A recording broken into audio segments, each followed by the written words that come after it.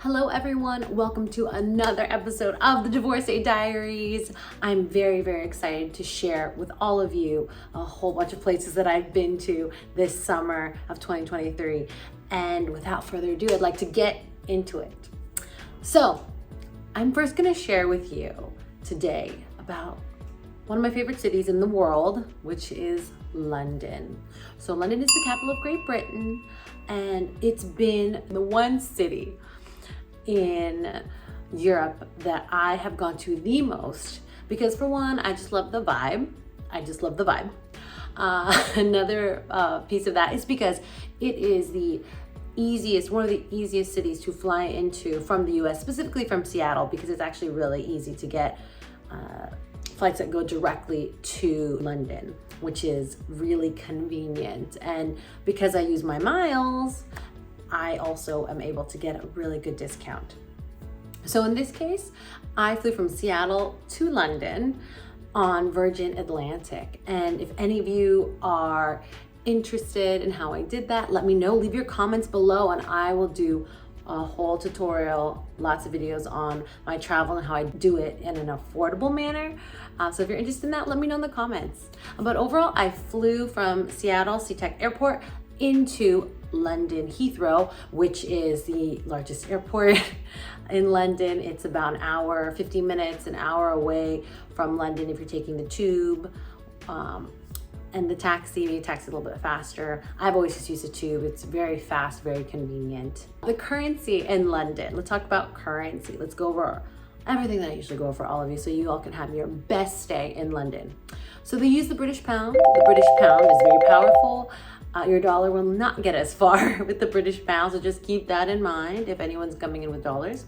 Transportation, I already mentioned it before, but the tube or their underground rail system, their subway, what have you, is so good. You really don't need to get Ubers or taxis, but if you want, it is also there.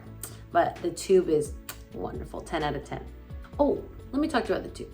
The tube is great, but it does have some accessibility issues. As y'all, the tube's very old. London's a very old city, so it doesn't have all accessible stations, and they will let you know that, and you can look this up ahead of time online. You can also look on it if you're actually in the tube. They have these different symbols for accessibility, and if the tube's accessible not only from the street but also from the actual platform, because sometimes the gaps can be quite big from the train to the platform. So just keep that in mind. Let's talk about safety rating. I would say for London, especially as a tourist person and someone that speaks English, I mean, it's a 5 out of 5. I don't have any issues really in London, especially in London Center, the city of London.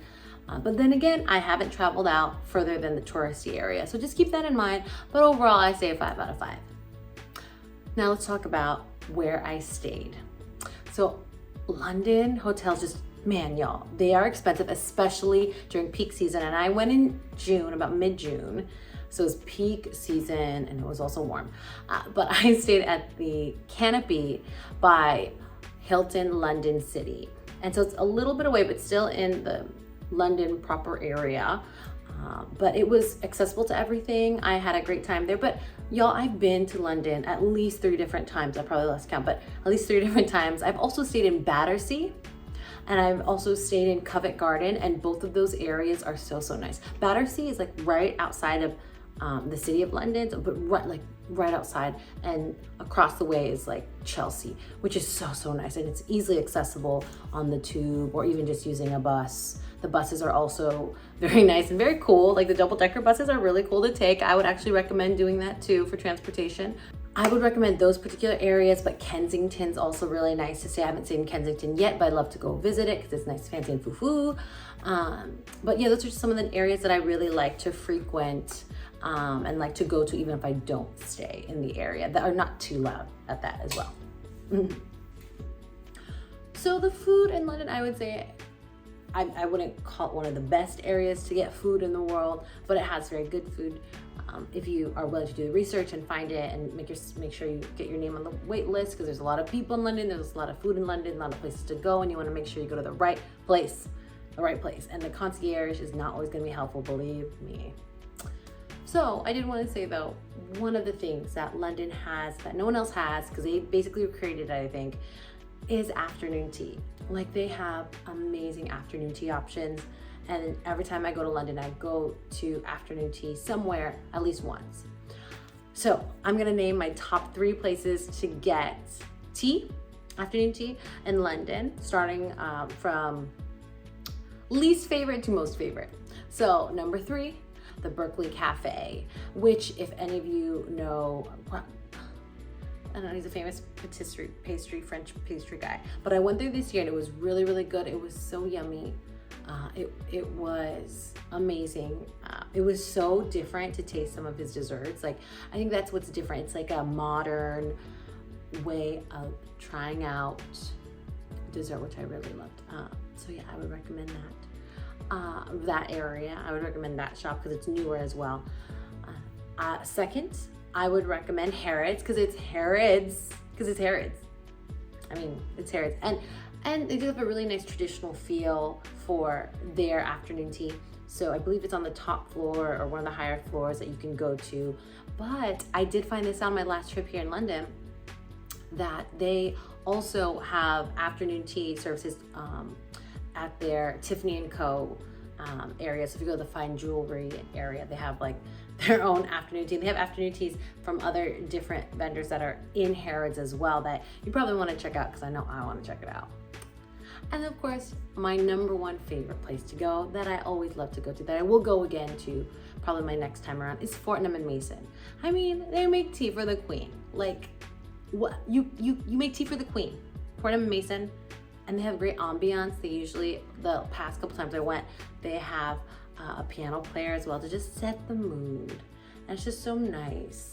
And they let you go away with like a little treat. And if you have not been to Fortnum and Mason, just to, like, if you don't want to go and get high tea, that's fine. Just go for the experience of their shop, which is beautiful. It's just like multiple floors of beautiful afternoon tea-esque things, and just like little shops and like a little deli that's also on the bottom floor. Just everything. If you love afternoon tea, if you love tea, if you love biscuits, go there, please, because I loved it. It's amazing. Activities that I recommend in London. I mean, this is over like the past 10 years of going to London, y'all, at least 3 times, if not more. And it also depends on what time of the year you go. I've gone during like the shoulder season in September. I've gone for New Year's, which was like the best. That's a whole nother thing. And also in the summer, it's great, I think, in June in the summer to go as well. But I honestly feel like you can go anywhere in London because it's very much like Seattle. It can be cold, it can be rainy, but honestly, it's never super cold and it's never really super hot. So it's really great for that. The weather's great, I think. So one place I would recommend going to, just the Big Ben. I mean, you can go or you can see it, what have you. But if you're gonna go see the Big Ben, it's not that far actually from the London Eye. The London Eye I just did for the first time this past June, and it was really interesting. Just be careful because as you are going onto your vessel, it's like a moving ramp. So you kind of just gotta get with it, gotta go. And there's no barrier for you to catch you in case you like slip or trip. It's just something to be wary of. But the London Eye is really great. You have great views of the city. I would also say, I know I've mentioned this with like afternoon tea, but go to Fortnum and Mason, just check out how awesome it is. The whole store is amazing, and it's right by Piccadilly Circus. And if you're ever gonna go to Piccadilly Circus, you might as well. It's like their New York. I mean, like their New York Times Square, even though it's not really like Times Square. It's like it's also a much smaller version, I guess, if you could even call it that. But it's like the most similar to that, if you will. That's how I would kind of describe it. It's very loud. So I don't know about staying there. I wouldn't stay in Piccadilly Circus. There's just so much going on and it's so loud. But Piccadilly Circus is really nice just to see, just to go shopping for like maybe some souvenirs, to kind of just roam around, to go to Fortnum and Mason. I'm gonna plug that in every time. All those things, and it's very close to Covent Garden. Covent Garden's really nice because in Covent Garden it's just like a whole bunch of freelance vendors and also really nice shops, nice restaurants, all within this area, especially during the winter time. I think it's the most beautiful to go there and to also get like all your knickknacks and gifts for people, but it's also very romantic. at nighttime, especially during the winter season. I will say that.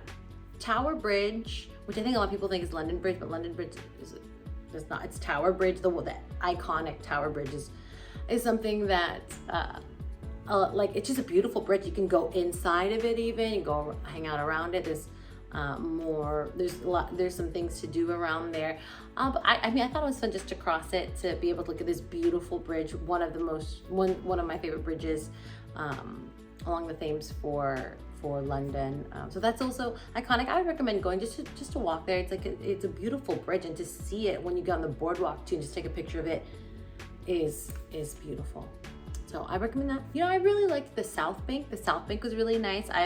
I remember just roaming around the South Bank, kind of near like the London Eye is, but I was there also in the South Bank for New Year's, and like, oh, it is great for New Year's, especially if you want to go to like a restaurant to get really good pictures of the fireworks that get thrown off by over by the London Eye. It's so nice, and there's like a lot of restaurants that will sell premium tickets, but worthwhile tickets, I would say, with dinner and dancing and fun. So you definitely want to look into that. But even during like the shoulder seasons or the off seasons when I would go, it's really nice just to walk around. I've gotten some great shoes, and like, you know, gone to get some great shopping. Another place that is really fun to check out, and you probably guessed it, is Buckingham Palace. It's just really cool to see where the royals live.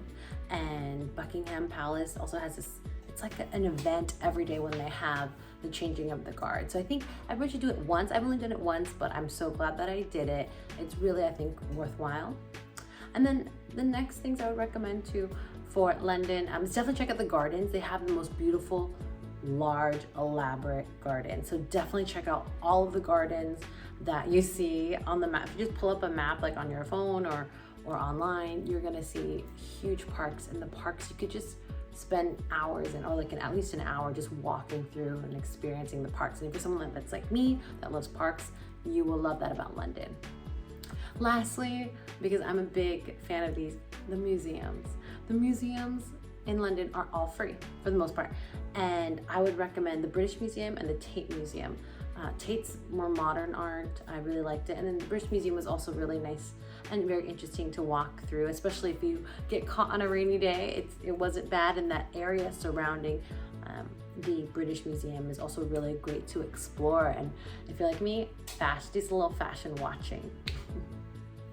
Okay, so next I want to talk about the pros and the cons. You all know my videos, some of the pros and some of the cons about going to London. So let's talk about the cons and then end with the pros. One challenge, okay, here are my challenges for London. It is more expensive. It's one of the more expensive cities to go to. So just be mindful of that. Do your best if you can to save up for it, save your miles, save your points, save your money, what have you, to really maximize on your experience while you're there. Secondly, if you go during peak times, it's just really, really hard to try and make it so that you're not either going this summer waiting in long lines like for the London Eye, or like feeling really hot and warm a lot while you're traveling. It's gonna be like that. So just be mindful of that if you come during the peak seasons. And also if you come, say, around New Year's like I have, again, long lines, y'all. So just be mindful of that as you're going, because it's a huge city. A lot of people love to visit it. And things that I love. Okay, one is shopping. I absolutely love their shopping. People in London just get my vibe. And it's very similar to Seattle weather. So they have a lot more, I would say, fall-esque like attire that I love. I love boots, I love coats, I love hats.